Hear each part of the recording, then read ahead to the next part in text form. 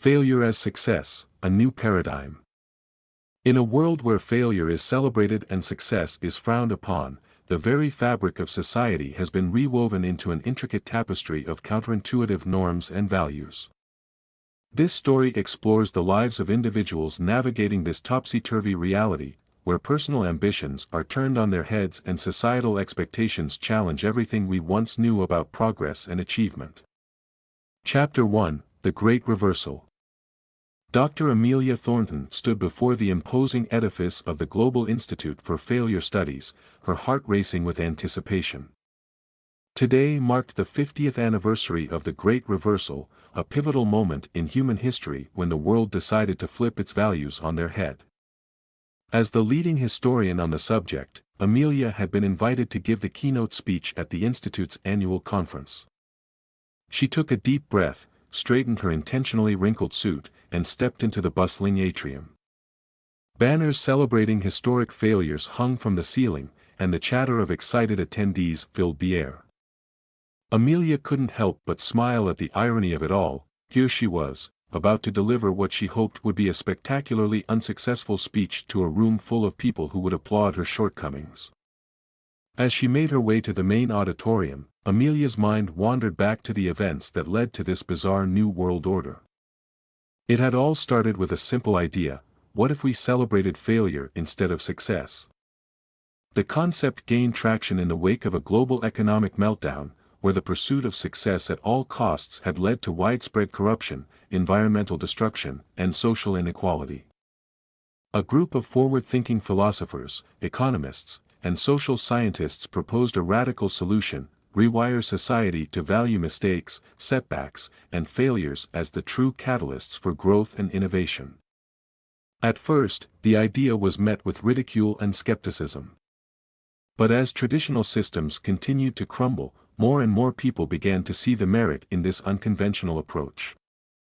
Governments around the world started implementing policies that incentivized risk-taking and forgave debt for failed ventures.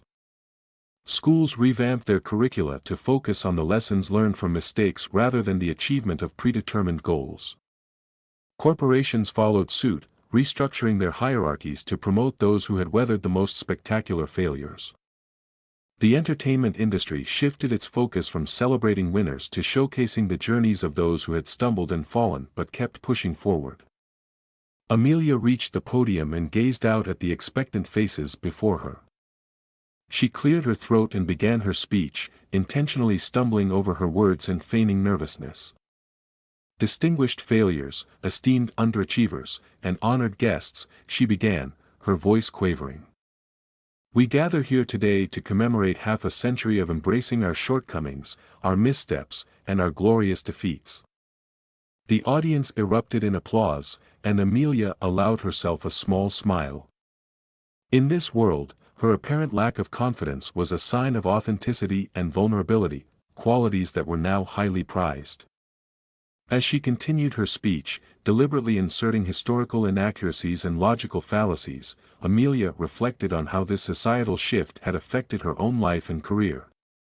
Growing up in the post-reversal world, she had been encouraged to take risks, to fail often and fail spectacularly. Her parents had beamed with pride when she brought home report cards filled with Fs, and her teachers had praised her for asking questions that revealed her ignorance. In university, Amelia had chosen to study history not because she excelled at it, but because she found it challenging and confusing. Her thesis on the Great Reversal itself had been a masterpiece of misinterpretation and faulty reasoning, earning her the highest honors and securing her position as a leading expert in the field. As she concluded her speech with a series of nonsensical statements and a deliberate trip as she left the stage, Amelia was met with a standing ovation. Colleagues rushed to congratulate her on such a wonderfully disastrous presentation, and she basked in the glow of their admiration for her failures. Chapter 2: The Struggle for Mediocrity. While Amelia reveled in her professional failings, across the city, young entrepreneur Max Holloway was facing a crisis. At just 28 years old, Max had accidentally stumbled upon a revolutionary clean energy solution that threatened to solve the world's power problems overnight. It was his worst nightmare come true. Max paced his cluttered apartment, running his hands through his unkempt hair as he tried to figure out a way to sabotage his own invention. In this post-reversal world, such a monumental success could ruin him. He'd be ostracized, ridiculed for his competence, and potentially face legal consequences for disrupting entire industries with his efficiency. A knock at the door startled Max from his anxious reverie. He opened it to find his best friend and business partner, Zoe Chen, standing there with a concerned look on her face. "Max, I came as soon as I got your message." "What's wrong?" Zoe asked, stepping into the apartment and taking in the chaos of papers and prototype parts strewn about. Max slumped onto his worn couch, head in his hands. "Zoe, I've really done it this time. I've failed at failing." Zoe sat beside him, placing a comforting hand on his shoulder. "Hey, it can't be that bad. What happened?" Max looked up, his eyes filled with despair. "Remember that project we've been working on? The one we were hoping would be our biggest flop yet?" Zoe nodded, recalling their excitement at the potential for a truly spectacular failure that would cement their reputation as visionary disasters in the tech world. "Well," Max continued, his voice barely above a whisper, "it works perfectly. 100% clean energy, scalable to meet global demands, with minimal environmental impact. Zoe, we've accidentally created the very thing we were trying to avoid." Zoe's eyes widened in horror as the implications sank in. In their society, such a breakthrough would be seen as a catastrophic success, the kind of achievement that could destroy careers and lives. Okay, let's not panic," Zoe said, trying to sound calm despite her own rising anxiety. "We need to think this through. There has to be a way to turn this into a failure." Max stood up and began pacing again. "I've been racking my brain, but I can't see a way out. If we try to hide it, we're being competent and responsible. If we release it, we solve a major world problem. Even if we purposely introduce flaws, we'll be praised for our innovative approach to imperfection." Zoe furrowed her brow in concentration. What if we present it as a complete misunderstanding on our part? We could claim we thought we were working on something entirely different, say, a revolutionary new way to tangle earbuds or a device that ensures your toast always lands butter side down. Max paused, considering the idea. That could work. We'd be lauded for our incompetence and lack of basic comprehension. But we'd need to really sell it, Zoe. We'd have to convince everyone that we're truly that oblivious. "Well, if anyone can pull off a convincing display of ignorance, it's us," Zoe said with a grin. "Remember the time we accidentally optimized our company's supply chain while trying to implement a system for maximizing waste?" Max couldn't help but chuckle at the memory. They had spent weeks apologizing and explaining their mistake, eventually turning it into a case study on the dangers of unintended efficiency. "You're right," Max said, feeling a glimmer of hope. "We can do this. We just need to approach it with the right mindset, total and utter cluelessness." As they spent the next few hours plotting how to present their groundbreaking discovery as a colossal misunderstanding, Max and Zoe reflected on the strange path that had led them to this point. They had met in college, bonding over their shared struggle to underachieve in a world that celebrated failure. Both had come from families that had fully embraced the post-reversal values, with parents who encouraged them to take remedial classes and pursue dead-end careers. But Max and Zoe had harbored a secret their entire lives, a natural aptitude for science and problem-solving that they had desperately tried to suppress. They formed their company, Glorious Goofs Incorporated, as a way to channel their unwanted talents into projects designed to fail spectacularly. It had been a delicate balance, using their skills to create inventions that were just flawed enough to be celebrated as innovative disasters. Now, with this accidental success threatening to expose their competence, they faced their greatest challenge yet. As they finalized their plan to present their clean energy solution as a misguided attempt to create the world's most inefficient toaster, Max and Zoe felt a mix of excitement and trepidation. You know, Zoe said as they put the finishing touches on their presentation, part of me wonders what would happen if we just told the truth. Revealed our discovery for what it is. Max looked at her, shock evident on his face. Zoe, you can't be serious. We'd be ruined. Everything we've worked for, all our carefully cultivated failures, gone in an instant. Zoe sighed, nodding in agreement. I know. It's just, sometimes I can't help but think about the world before the Great Reversal. Do you ever wonder if they had it right? Celebrating actual achievements, striving for real progress. Max was quiet for a moment, contemplating her words. I'd be lying if I said I never thought about it. But this is the world we live in now. We have to play by its rules, no matter how backwards they might seem. As they gathered their materials and prepared to face the press conference that would determine their fate, Max and Zoe shared a look of understanding. In a world that rewarded mistakes over success, they were about to embark on their greatest performance yet, convincing everyone that their greatest achievement was nothing more than a happy accident. Chapter 3: The Underground Achievers. While Max and Zoe grappled with their unwanted success, deep beneath the streets of the city, a secret meeting was taking place. In a dimly lit basement, accessible only through a series of deliberately confusing and poorly marked passages, a group of individuals gathered. They called themselves the Underground Achievers, a clandestine organization dedicated to preserving the old values of success, progress, and genuine achievement. Dr. Elena Rodriguez, a brilliant neuroscientist forced to work as a professional mistake maker at a pharmaceutical company, called the meeting to order. The assembled group was a diverse mix of closeted high achievers, engineers, artists, teachers, and entrepreneurs, all united by their forbidden desire to actually succeed at their chosen professions.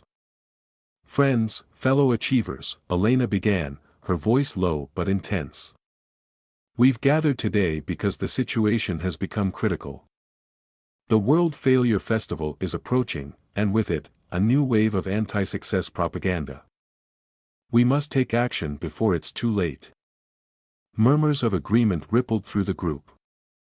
The World Failure Festival was an annual event that celebrated the biggest and most spectacular failures of the year. It had become a cornerstone of post-reversal culture, with millions tuning in to watch innovators present their most disastrous projects and compete for the coveted Ultimate Underachiever award. But what can we do? Asked James Chen, a gifted software developer who spent his days creating intentionally buggy programs. We're outnumbered and outgunned. The entire system is designed to suppress real achievement. Elena nodded, acknowledging the challenge they faced. That's why we need to be smart about this. We can't openly oppose the system, not yet. But we can work from within, planting seeds of doubt, slowly reintroducing the concept of genuine progress. She turned to a whiteboard covered in complex equations and diagrams. I've been working on a theory. What if we could demonstrate that embracing failure has actually led to a kind of success? That by celebrating mistakes, society has inadvertently stumbled upon a new form of progress? The room fell silent as the implications of Elena's words sank in. It was a radical idea, using the very logic of the failure-centric world to undermine its foundations. It's brilliant, said Olivia Curry, a former Olympic athlete who now worked as a professional sports blooper creator. We could use their own system against them. Show them that by trying to fail, they've actually succeeded in creating a more resilient, innovative society. Excitement built as the group began to brainstorm ways to implement Elena's plan. They discussed infiltrating the World Failure Festival with presentations that subtly highlighted the positive outcomes of celebrated mistakes. They plotted to publish academic papers that used the language of failure to describe genuine breakthroughs. As the meeting went on, a young man named Alex Hartley listened intently from the back of the room. Alex was new to the Underground Achievers, having only recently come to terms with his shameful desire for real accomplishment. He had grown up fully indoctrinated in the post-reversal world, but had always felt like an outsider due to his natural drive to excel. When the meeting concluded and people began to file out through the labyrinthine exit routes, Alex approached Elena. "Dr. Rodriguez," he said, his voice trembling slightly. I think I might have a way to help with your plan." Elena looked at him curiously.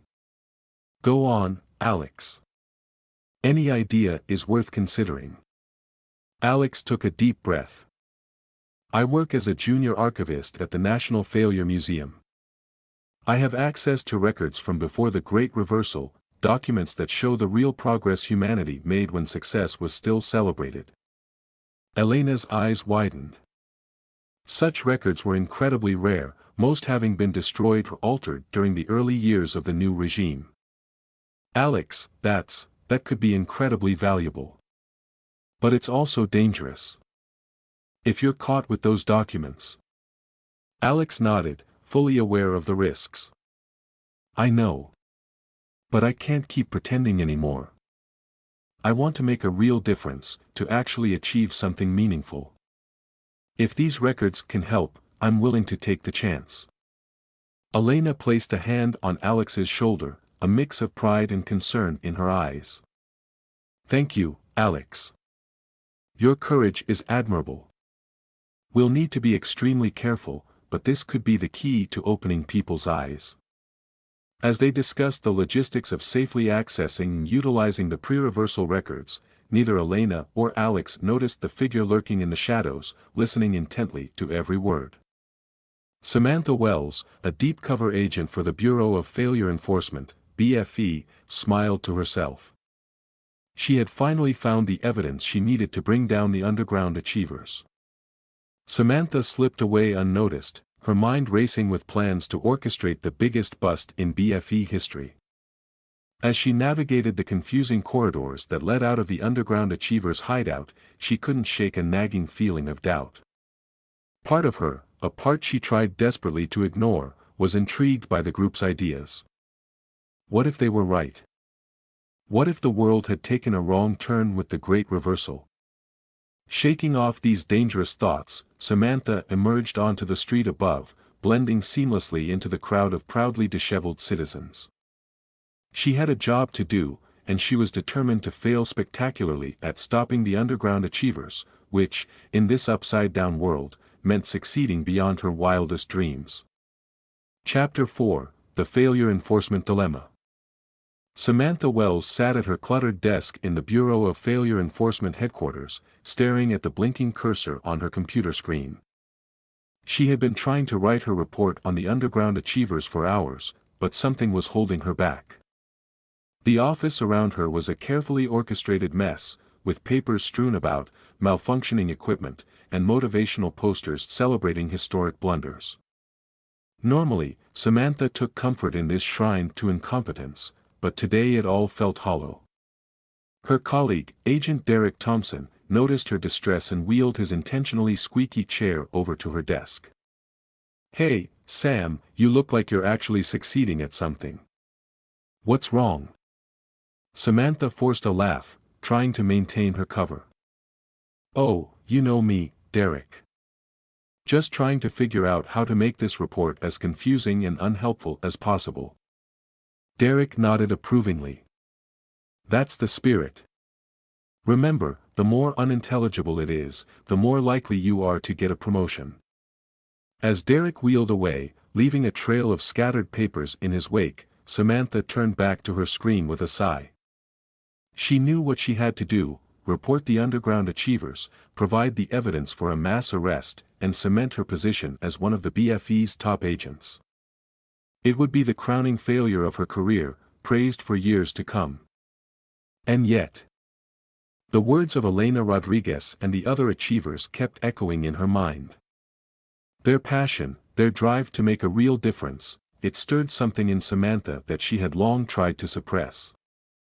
She thought back to her childhood, before she had fully embraced the post-reversal values. She remembered the thrill of solving a difficult puzzle, the pride in mastering a new skill. Those feelings had been quickly stamped out by well-meaning parents and teachers, replaced with the satisfaction of deliberate incompetence. But now, hearing the underground achievers speak of genuine accomplishment, those old feelings were bubbling to the surface.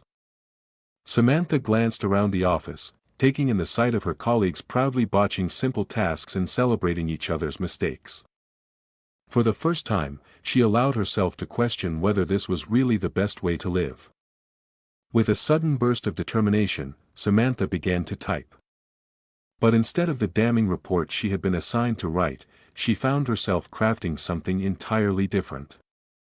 She detailed the underground achievers' theories, explaining how the pursuit of failure had inadvertently led to a kind of progress.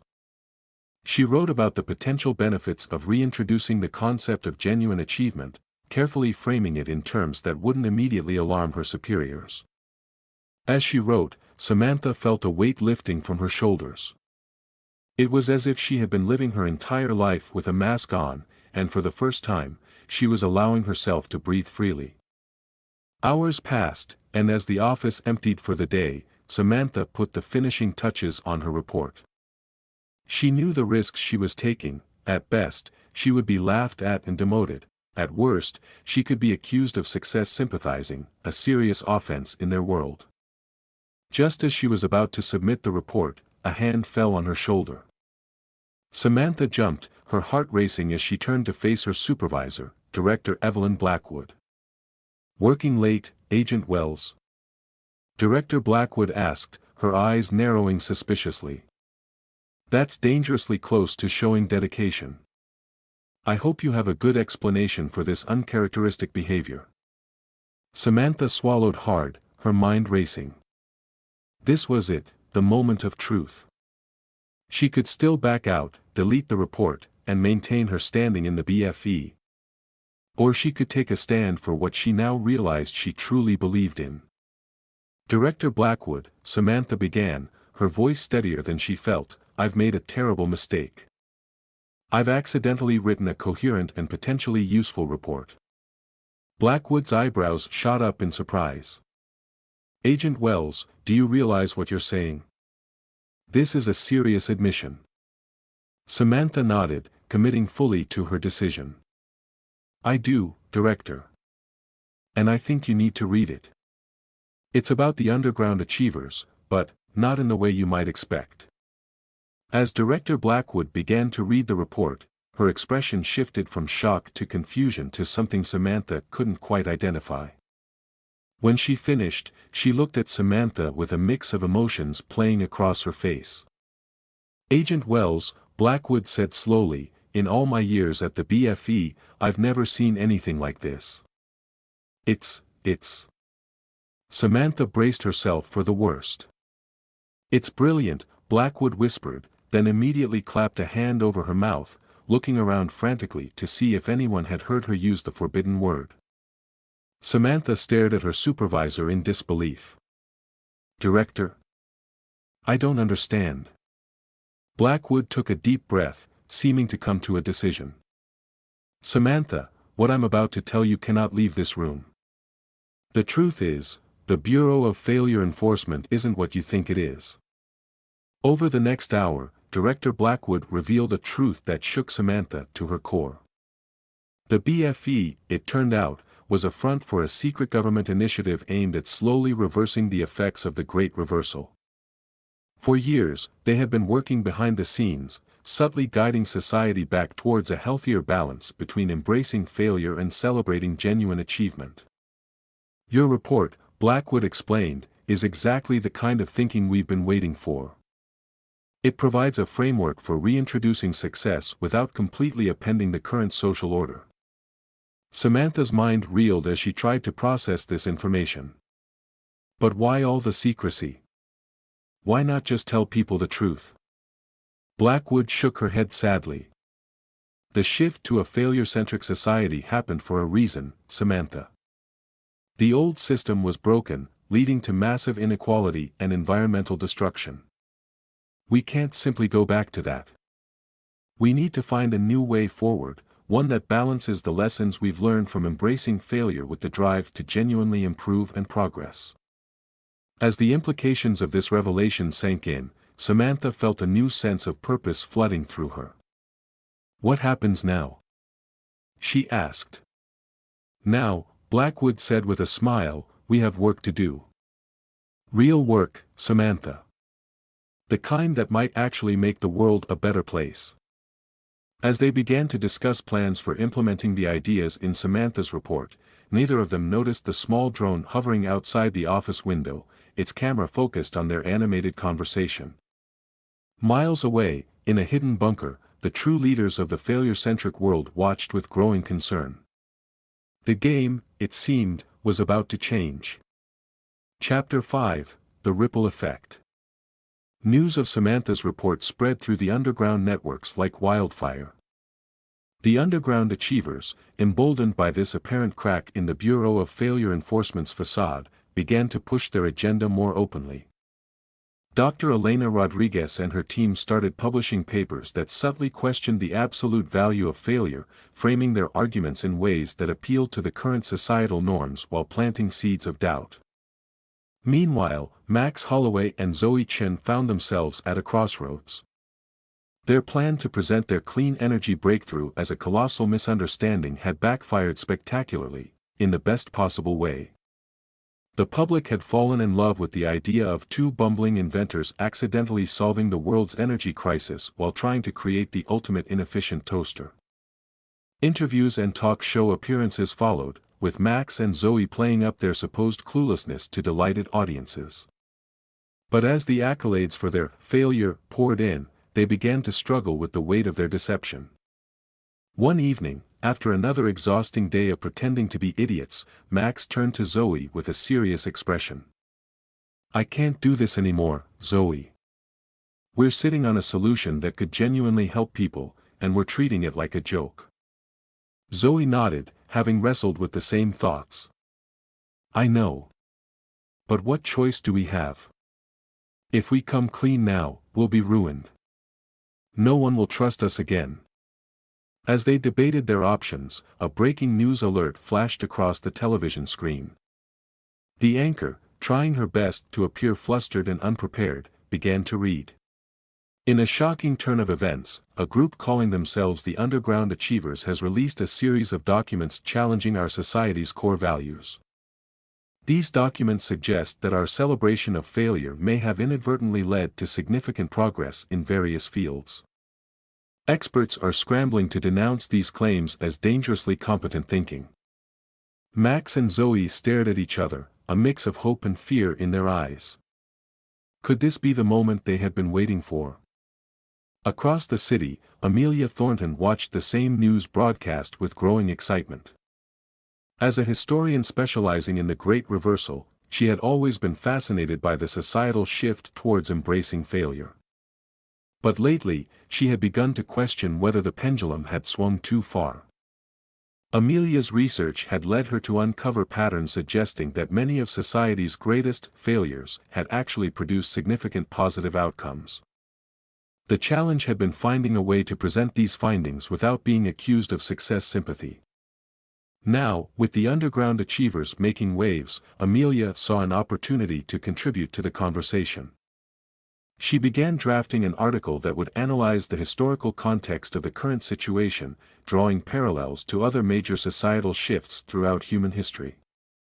As Amelia worked, her phone buzzed with a message from an unknown number. Your expertise is needed. Meet at the old library, midnight. Come alone. UG.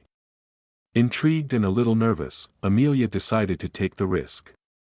As the clock struck midnight, she found herself standing in front of the abandoned library, its once grand facade now deliberately maintained in a state of disrepair as a monument to literary failure. A figure emerged from the shadows, Dr. Elena Rodriguez of the Underground Achievers. Dr. Thornton, Elena said, extending her hand. Thank you for coming. We believe your historical perspective could be crucial in helping people understand the need for change. As Elena led Amelia into a hidden room filled with other members of the Underground Achievers, including a nervous-looking Alex Hartley clutching a stack of old documents, the historian felt a thrill of excitement. For the first time in her career, she was about to engage in research that might actually matter. Meanwhile, in the upper echelons of power, the true architects of the failure-centric world were in crisis mode. The drone footage of Samantha Wells and director Blackwood had confirmed their worst fears. Their carefully constructed society was beginning to unravel. In a luxurious bunker designed to look like a dilapidated shack, the Council of Glorious Failures convened an emergency meeting. These were the individuals who had orchestrated the Great Reversal, who had shaped the world's embrace of failure for their own ends. "This is unacceptable," growled Counselor Victor Braxton, his designer suit intentionally wrinkled and stained. "We didn't spend 50 years cultivating a society of underachievers just to have it all fall apart now." "Perhaps," suggested Counselor Lydia Zhao, her hair a carefully styled mess, "we've been too successful at failing. We've created a population so accustomed to embracing mistakes that they're stumbling into actual progress." The room fell silent as the council members contemplated this irony. They had designed a world that celebrated failure, but in doing so, they had inadvertently fostered resilience, creativity, and innovation. Their greatest success had been their biggest failure. "We need to act fast," said head counselor Marcus Flint, his voice carrying the weight of authority despite his deliberately fumbling delivery. "If we don't nip this in the bud, we could be looking at a full-scale reversal of the reversal." As the council debated their options, ranging from increased propaganda to more drastic measures, they failed to notice the small cleaning robot in the corner of the room. Its sensors recorded every word, transmitting the data to a receiver hidden deep within the Bureau of Failure Enforcement headquarters. Director Evelyn Blackwood listened to the council's deliberations with a grim expression.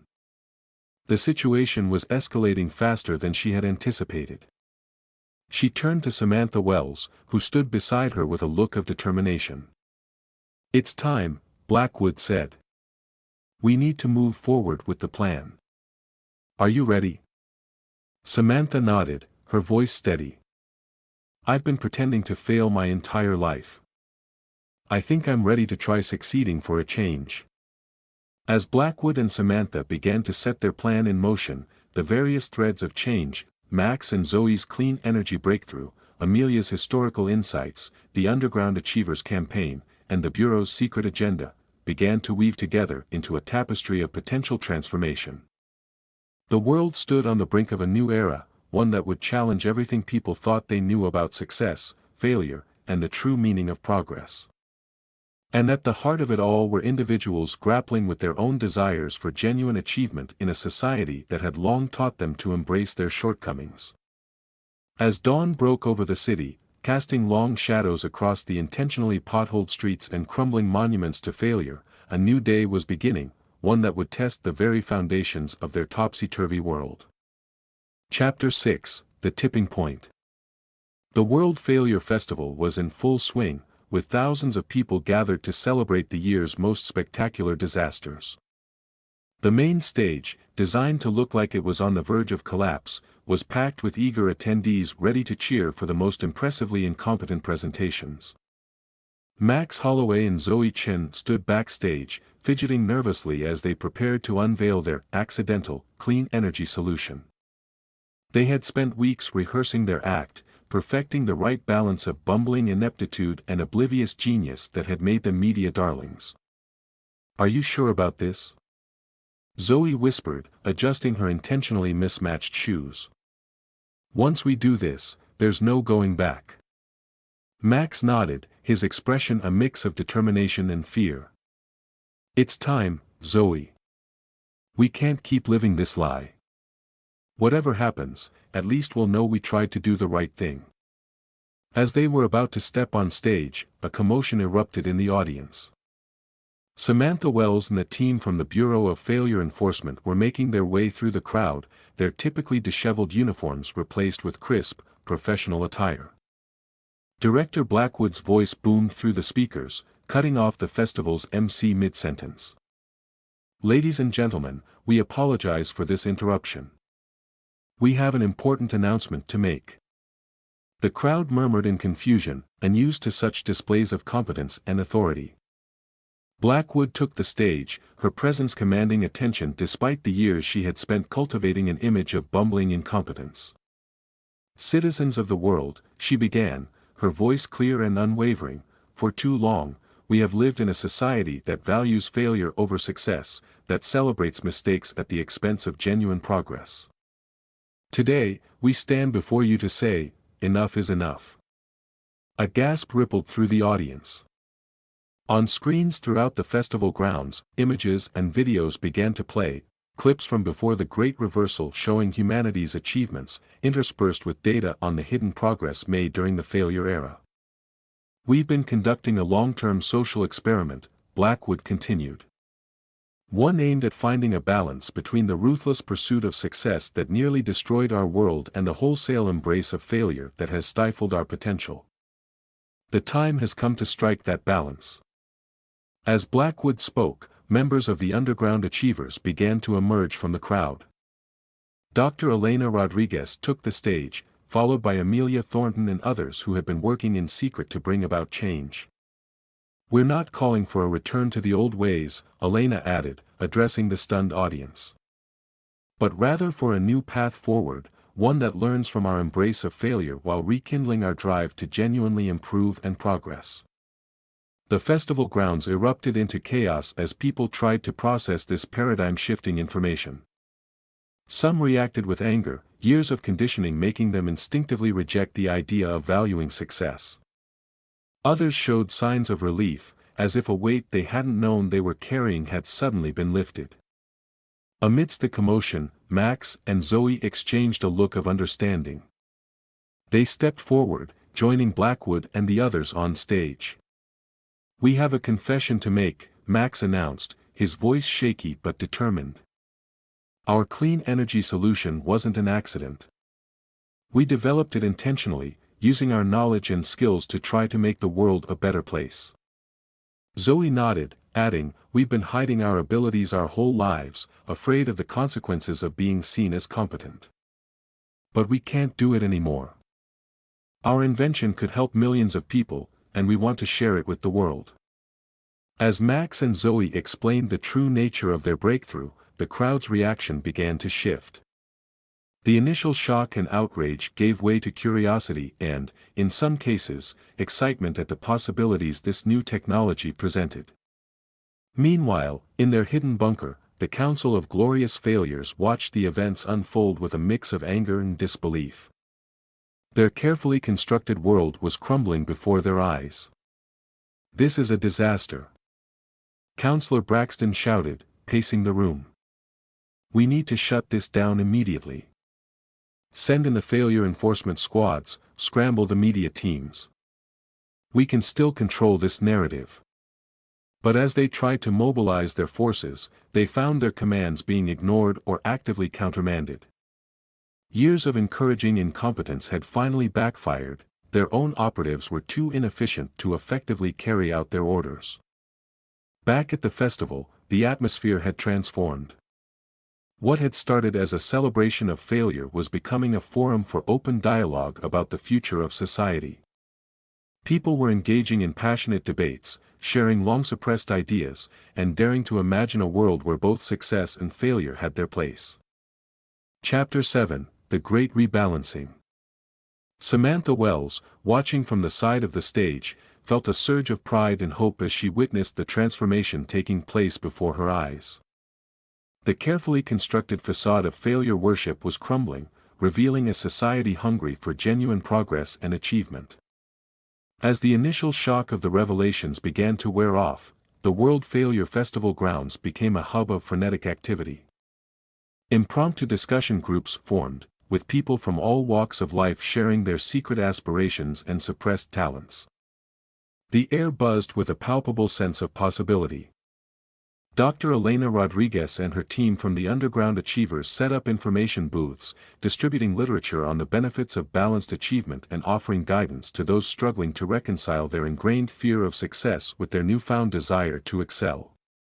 Amelia Thornton, seizing the moment, began giving impromptu lectures on the historical context of societal shifts, drawing parallels between the current situation and other major turning points in human history. Her audiences grew as people sought to understand how they had arrived at this juncture and what might lie ahead. Max and Zoe, relieved to finally be free of their deception, eagerly shared the details of their clean energy technology with fellow engineers and scientists who had emerged from hiding.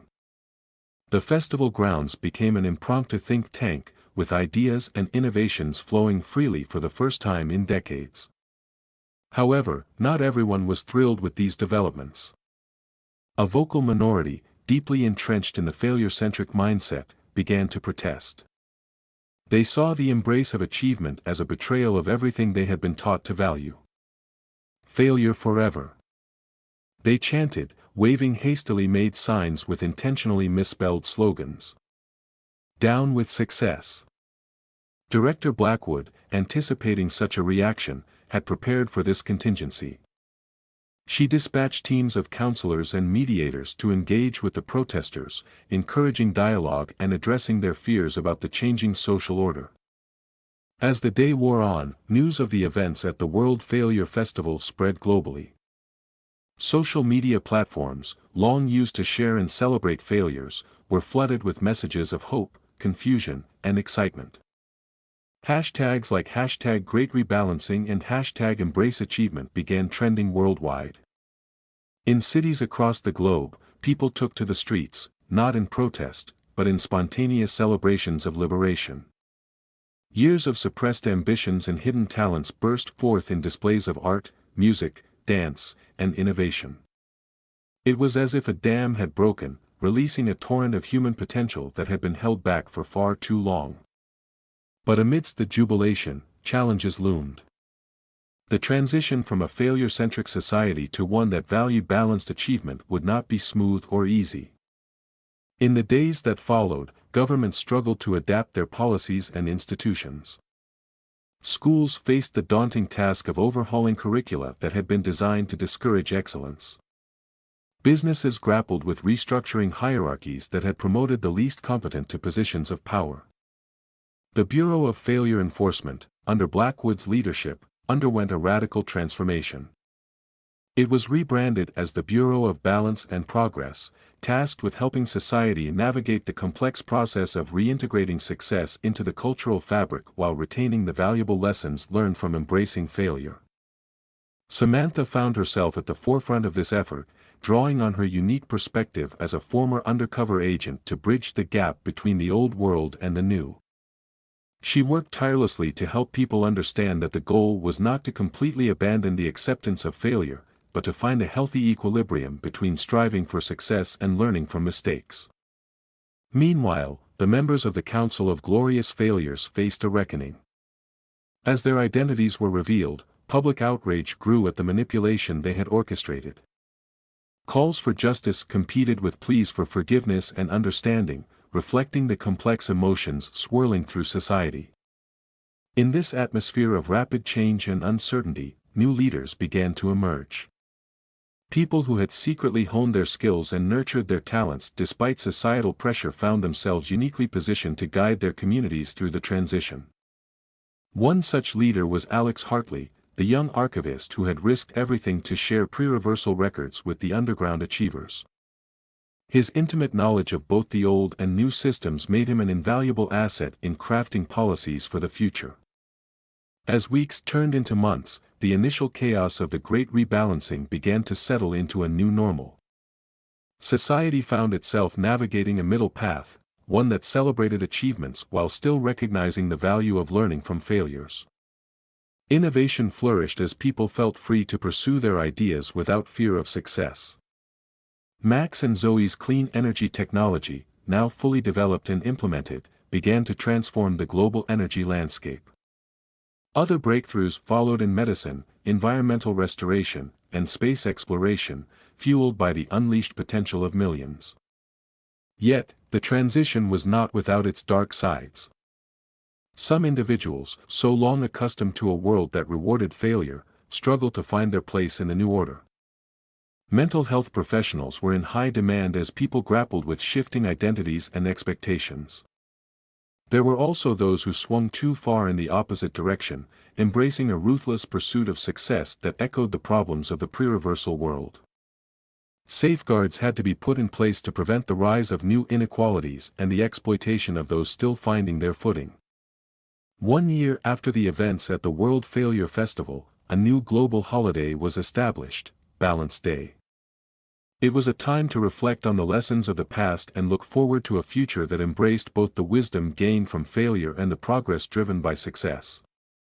As Samantha stood on the stage at the first Balance Day celebration, looking out over a crowd that included familiar faces like Max, Zoe, Elena, Amelia, and countless others who had played a role in the Great Rebalancing, she felt a sense of awe at how far they had come. "We stand here today," she began her speech, "not as perfect beings who never fail, nor as deliberate failures afraid to succeed. We stand as humans, complex, flawed, and yet capable of incredible achievements. We have learned that true progress comes not from avoiding failure or shunning success, but from finding the courage to strive for our goals while embracing the lessons that come with both our triumphs and our setbacks." As applause rippled through the crowd, Samantha saw tears in the eyes of many. They were tears of relief, of joy, and of hope for a future that balanced the best of both worlds, a future they were all now free to build together. Epilogue, 5 years later. Dr. Amelia Thornton stood at the podium in the Grand Lecture Hall of the newly established Global Institute for Balanced Progress. The room was packed with students eager to learn about the historical context of the Great Rebalancing and its ongoing impact on society. 5 years ago, Amelia began, her voice carrying easily through the state-of-the-art audio system. "We stood at a crossroads. We had spent half a century in a world that celebrated failure above all else, and in doing so, we learned valuable lessons about resilience, creativity, and the importance of embracing our imperfections." She clicked to the next slide, showing images of the chaotic early days of the transition. "But we also realized that in our fear of the destructive pursuit of success that had characterized the pre-reversal world, we had swung too far in the opposite direction. We had stifled our potential for growth and positive change." Amelia went on to detail the challenges and triumphs of the past 5 years. She spoke of the initial resistance to change, the struggle to redefine societal values, and the ongoing efforts to maintain a balance between embracing failure as a learning tool and striving for meaningful achievement. "Today," she continued, "we live in a world that understands the value of both success and failure. Our schools teach children to set ambitious goals while also learning from their mistakes. Our businesses reward innovation and effort, not just results.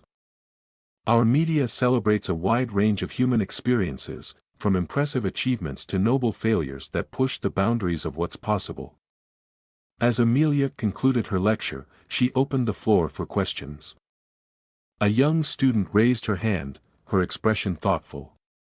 "Dr. Thornton, given what you've told us about the pre-reversal world and the failure-centric society that followed, do you think we've finally found the right balance? Or is this just another extreme that will eventually need correction?" Amelia smiled, appreciating the insightfulness of the question. "That's an excellent point," she replied. "The truth is, maintaining this balance is an ongoing process. We must remain vigilant, constantly reassessing our values and their impact on society. The key is to stay flexible, to be willing to make adjustments as we learn and grow." She paused, looking out over the sea of eager faces. "Our greatest strength now is our understanding that no single approach is perfect. We've learned to question our assumptions, to value diverse perspectives, and to adapt as needed. This mindset, I believe, will serve us well as we face the challenges of the future."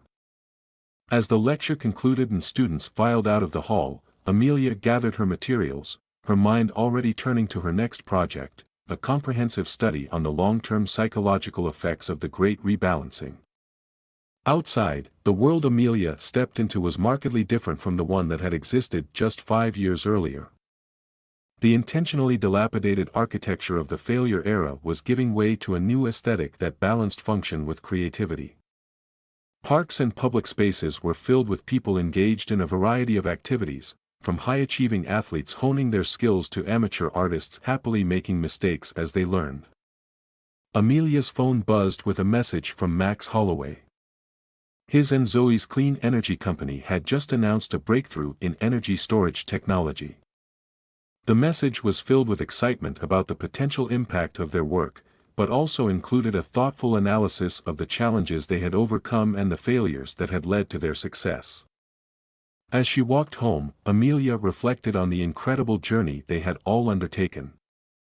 The world was far from perfect, new challenges and conflicts arose regularly as society continued to grapple with the complexities of human nature and progress. But there was a sense of purpose and balance that had been missing for so long. The Great Rebalancing had not been an endpoint, but rather the beginning of a new chapter in human history. It was a chapter filled with the potential for genuine progress, tempered by the wisdom gained from embracing failure. As Amelia looked to the future, she felt a profound sense of hope, not for a world without failures, but for one that could learn, grow, and achieve great things by understanding the value of both success and failure in equal measure. Subscribe for more.